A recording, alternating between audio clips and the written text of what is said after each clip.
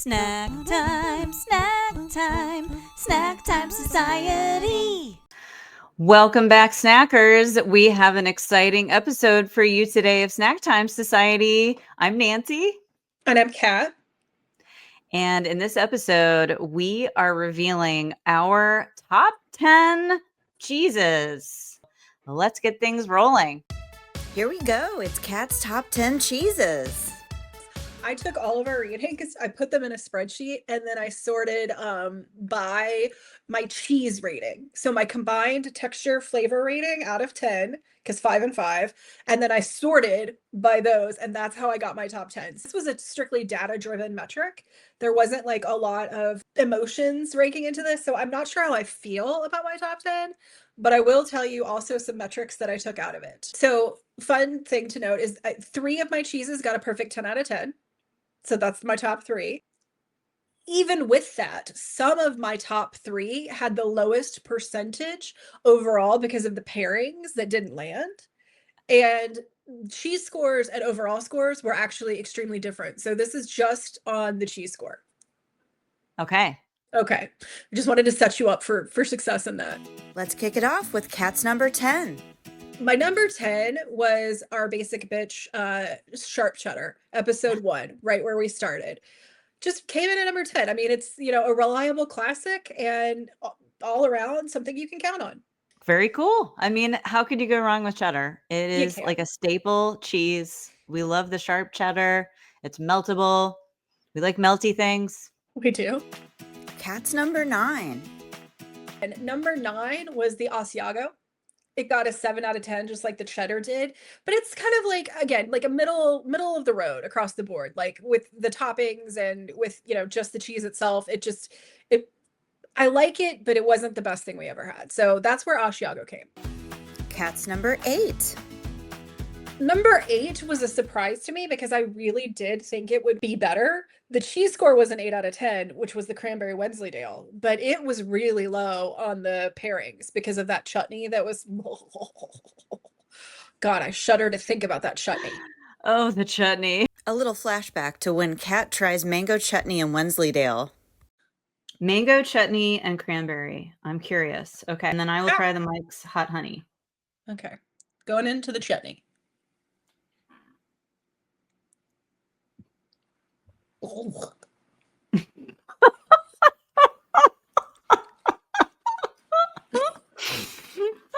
did not expect that reaction. Look at you. Oh. It's making things explode out of your face. Oh my God. Was that just the absolute worst thing you've ever tasted? No, I don't want to go that far. It wasn't the foulest thing I've ever tasted. I've had worse things, but it was pretty bad. Don't do chutney, people. Don't do it. But I was surprised that the Wensleydale, because I'm such a fan of Wensleydale, that it came in 8th, but it did. Kat's number 7. Monster was my number 7. So again, 8 out of 10 in the cheese score, but it was like also a 68 across, in a percentage with the pairings. It was one of the most consistent tastings for me. So the cracker was a hit. The apple and honey were okay. We were remarkably, you and I, aligned on the Monster. We both really liked it. And so I'm not surprised that it landed at 7 because I feel like that's the right place for it. Yeah, I would say Munster overall was a surprising thing to like because I had my preconceived notions about it and I was unimpressed in my just sort of vague memory of having it on catered cheese boards or what have you. Yeah. And I think it surprised both of us. Very like mozzarella style cheese. But also like good flavor. I'd only had it like sliced on a bagel or like a sandwich or something, and it was always good, but I just had never explored it. And I'm glad we did. So I don't mind that that's where it came in at a 7. Kat's number 6. Number 6, I was a little surprised by too, but it was goat cheese. Got a 9 out of 10, which, I mean, clearly we love goat cheese, but the pairings were like all over the place. It could have gone a lot of different ways than it did. So that's where goat cheese landed at 6. Kat's number 5. Number 5 was the Parmesan. Ah, crazy. Okay. Again, she scored 9 out of 10. Authenticity, I think, mattered in this one because you had a poor Parmesan experience and we were very far apart. But the balsamic glaze and the truffle sea salt chips just really helped me max it out because that Parmesan was freaking amazing. Yeah. Oh my gosh. Real Parmesan can't go wrong.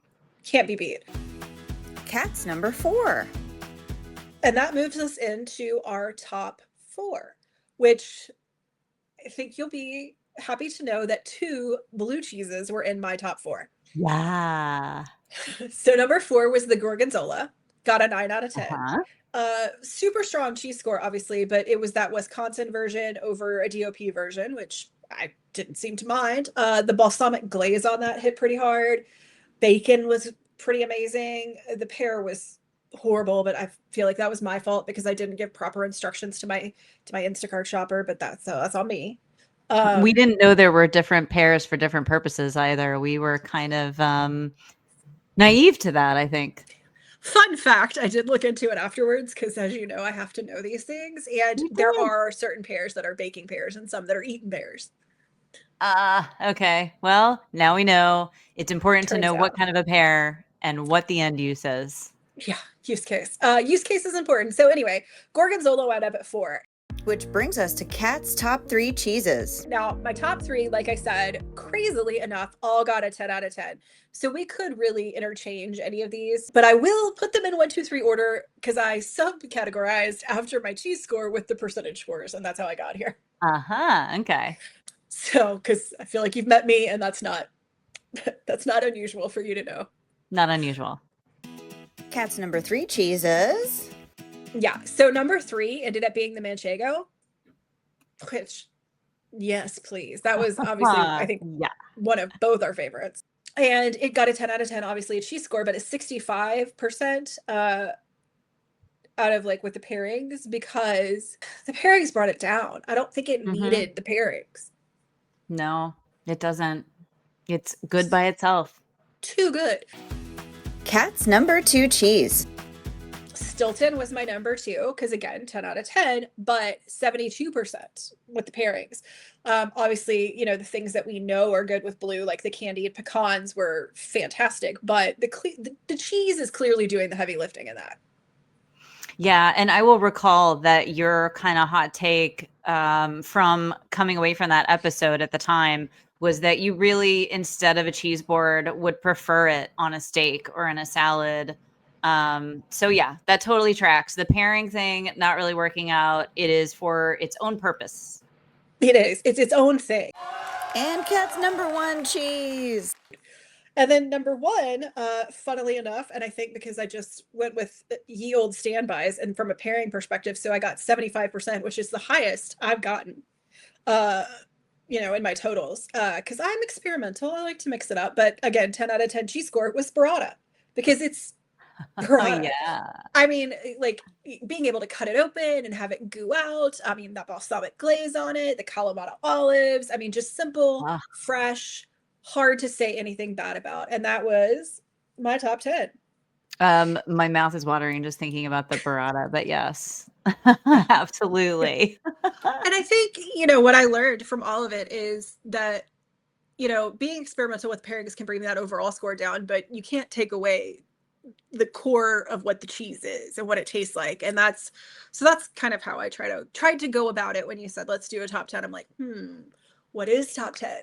Is it flavor? Is it texture? Is it overall? Like, what does that mean to me? And to me, it meant the cheeses that I like the best. Honestly, too, I was really shocked about it. I mean, I knew Manchego would be up there and I knew Savoy would be up there, but I really thought that Parmesan would have landed at the top. So I'm surprised it didn't. And I'm also surprised I gave a 10 out of 10 to 3 because I thought I was a harsher critic than you, but turns out I might just be a soft-hearted. I know you were teasing me so much, but then, you know, the scores maybe say differently. Scores don't lie.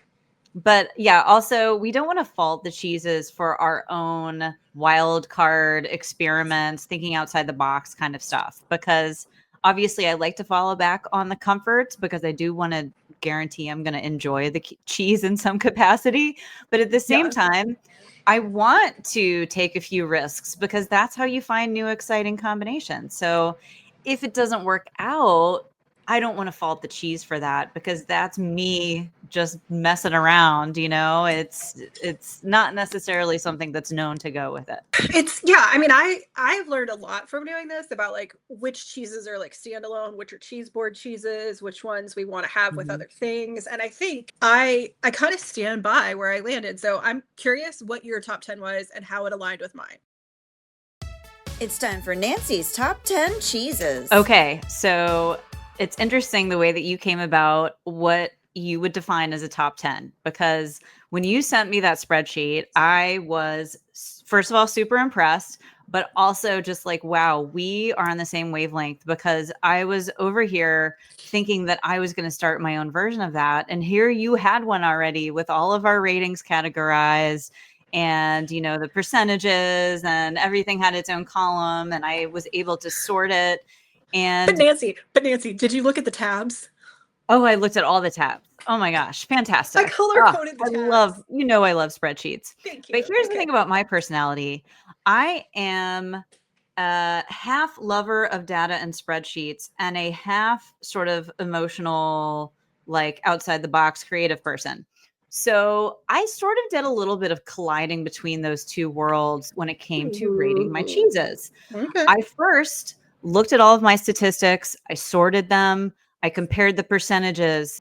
I really went a little bit with what am I still excited about? After all of these episodes, what were the fun surprises? What were the things that I would now put on a cheese board that I maybe wouldn't have before? So I really thought about some of that because, yeah, maybe Munster I thought was a good cheese, but Munster also tastes a lot like mozzarella, which is probably part of why I like it. So I put a little bit of that kind of thought into it in addition to looking at the data side of things. So just to This tell is you, interesting then, because now we've got two completely different ways to determine the top 10. and I didn't go rogue. I didn't pick like a bottom rated cheese and be like, but I'll like it, but But I think I um like it, even though I rated it poorly. but I think that you went more purely data driven in terms of your order, whereas I still went with my highly rated ones, but I might have mixed up the order just by sort of like feeling. I Um, like cheese to me is like a comfort food. So being emotionally like invested in a certain type of cheese isn't shocking to me. Like I understand how it can be an emotional decision. Kicking it off with Nancy's number 10. so Let's hear it. I'll kick it off with the number 10, which is Cotija.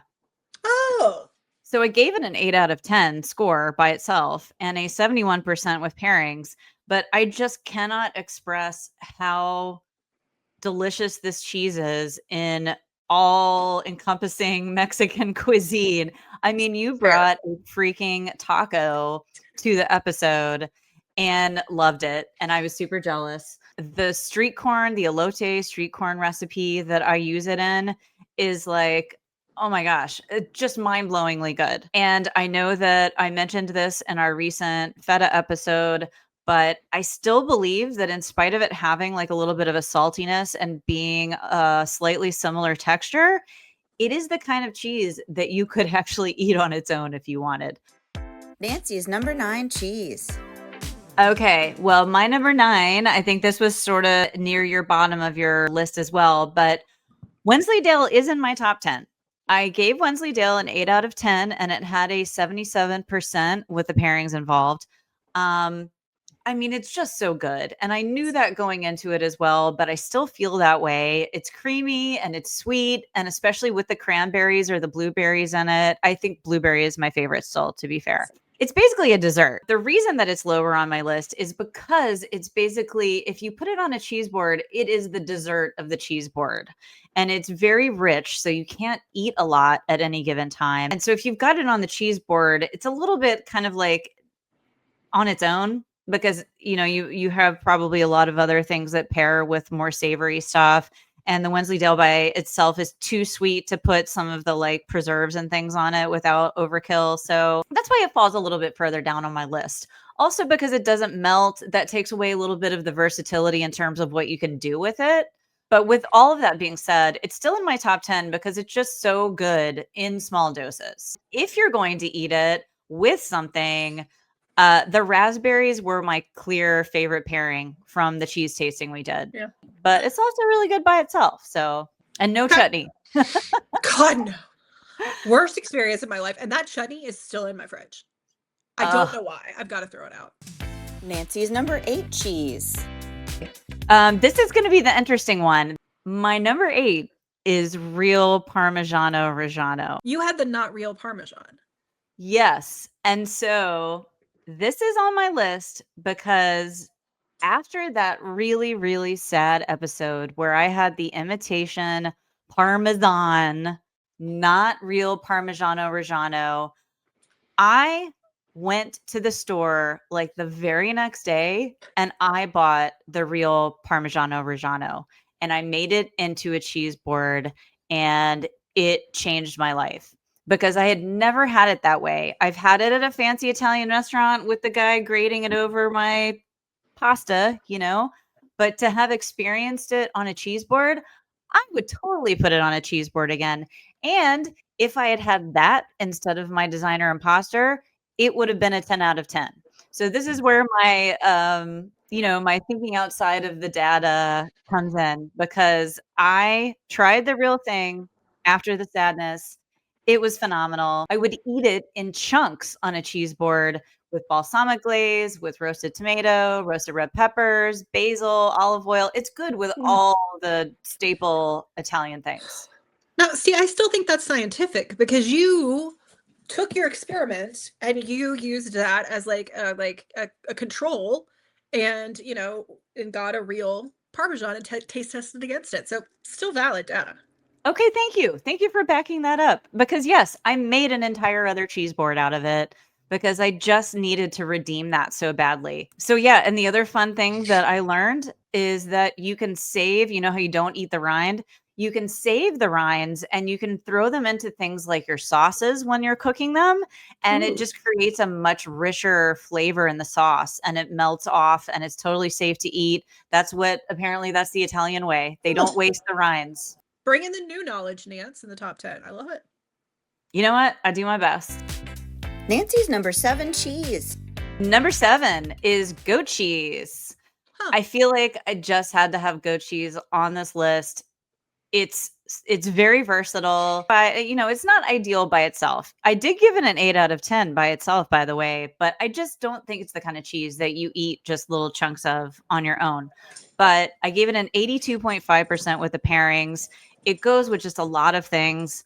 Even just as recently as yesterday, when my in-laws were visiting, we had a baguette with roasted garlic and roasted red peppers and the goat cheese on it. Oh, phenomenal. Good.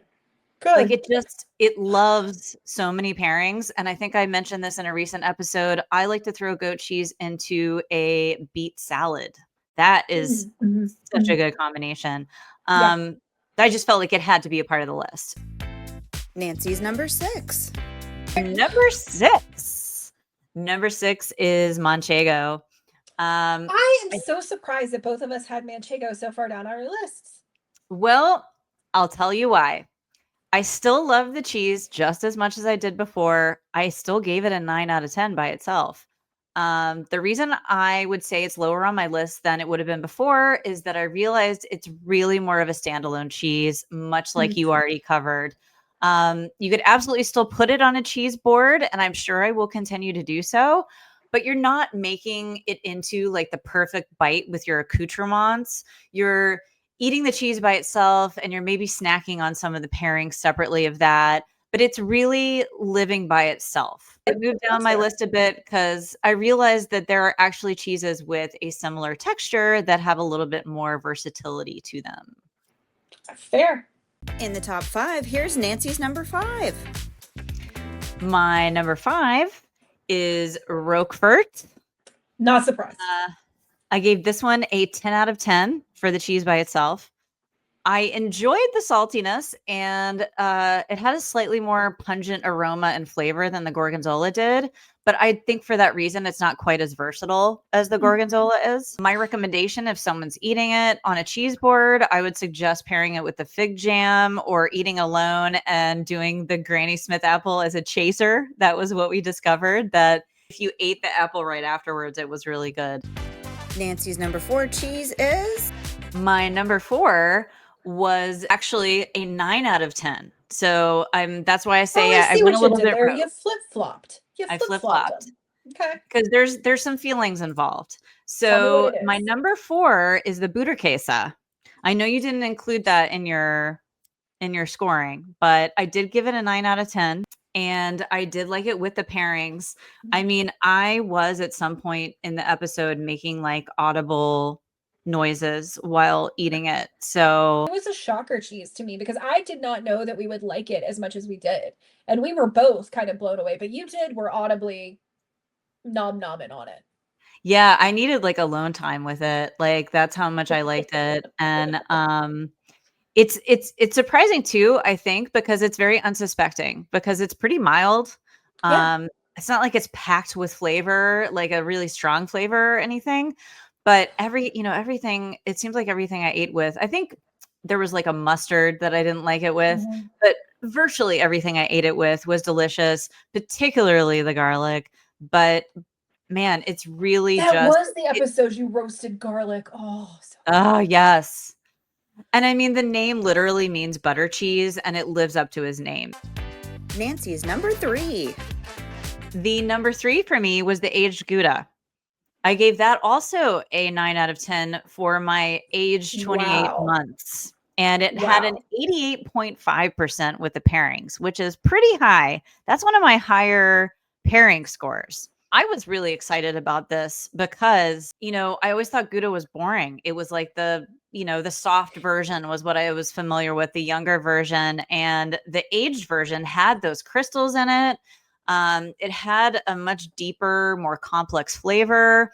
The most interesting part of it was that we discovered that in addition to the richness of the flavor, it was such a cool experience the way that it changed into an entirely different flavor depending on what it was paired with. It was like it became its own thing. It did a flavor morph. Yeah. And that's Well, just one of the coolest discoveries out of all the episodes. Nancy's number 2 cheese. Number 2. So we are close to the finish line here. My number 2 was burrata. Now, I oh, gave okay. that a 10 out of 10 by itself.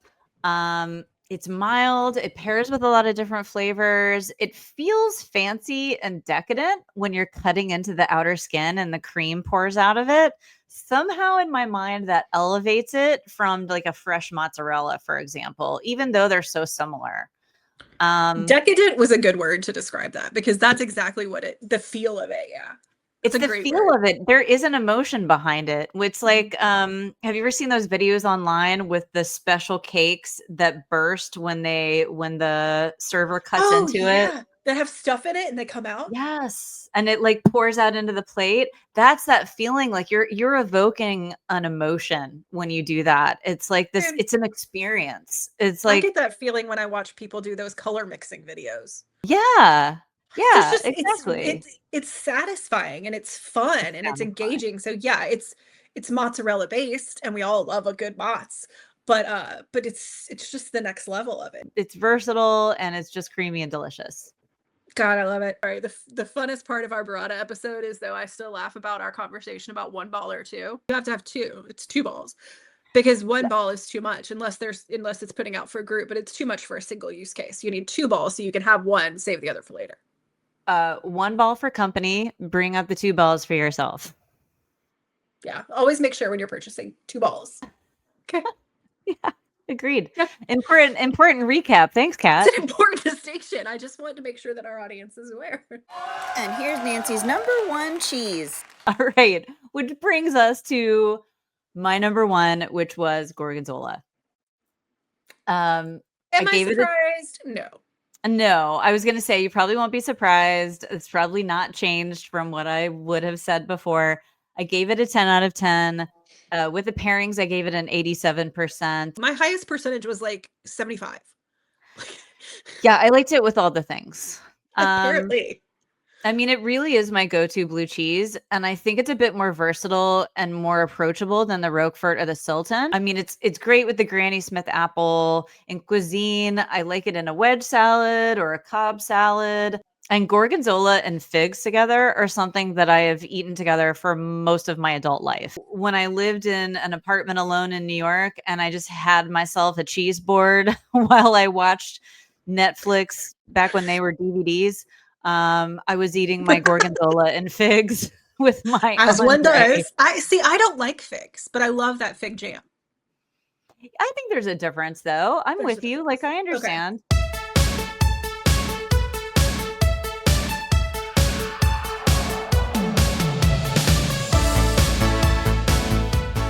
Let's talk about what we wore. Oh, I wore something for you special. is it So sparkles? Because I feel like it is. What it is is sparkles. I went all sparkles because top 10 I felt like was worthy of my sparkliest stuff. So I Tell me went, about it. sparkle dangles, and I went black sequin dress. It's just like a sheath dress. This is the real thing, Kat. This is what I thought you would get excited about. I busted out 2 more rings for you. Yay. Okay, this is the first Show them one. to me. Are you ready? Yeah. Oh. Another gigantic flower takes up like half my finger situation. Yes, please. So fun. I mean, I'm So always cool. like, I used to wear these to work when I lived in New York, and then I'd be typing and they're like doing this. And I'm like, Nope. stop. Sometimes they're too heavy. I can't go to work in them because they're too It's heavy. it's distracting if you're typing. Let's just Distracting. say that. I Yeah. ended up having to take them off. And then the other one is also a big honking Oh, I like love that. rhinestone encrusted. Look how tall it is too. It makes my hand look so tiny though, because It it's really does. It makes your fingers look really thin. It's like you have very dainty hands with that ring on. it feels like I'm wearing like a football player Super Bowl ring or something. Like Kind of, yeah. gigantic. Do you Well, have it rings did for make me? me happy. Of course I do. Yeah.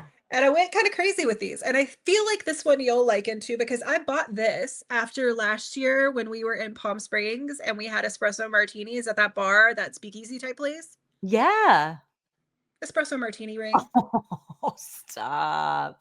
So it's got little coffee beans on it. Hold on.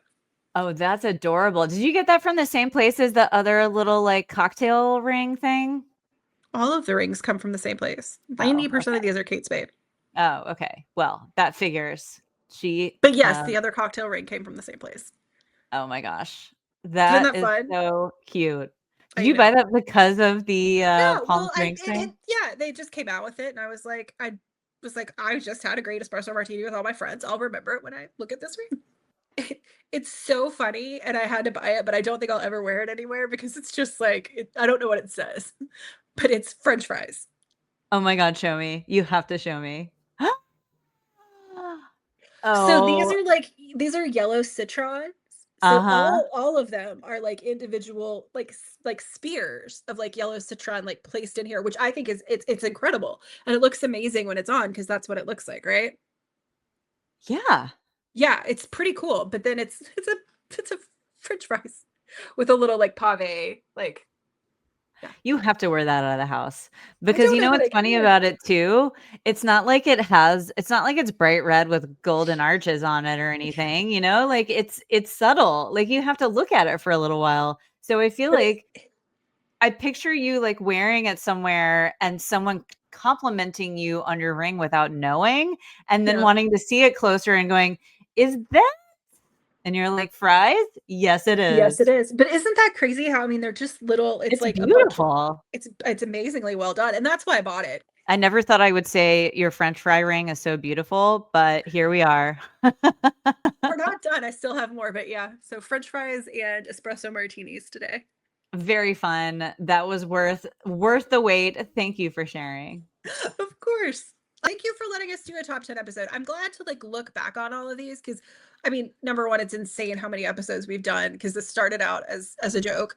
And it still is. I still find it hilarious. But it's been really fun. And I've learned a lot more about things that I thought I knew a lot about, which is always like a nice discovery to make about yourself. Like, you know, sometimes you're like, I know stuff. Like I eat a lot of cheese, I know about it, but turns out we don't.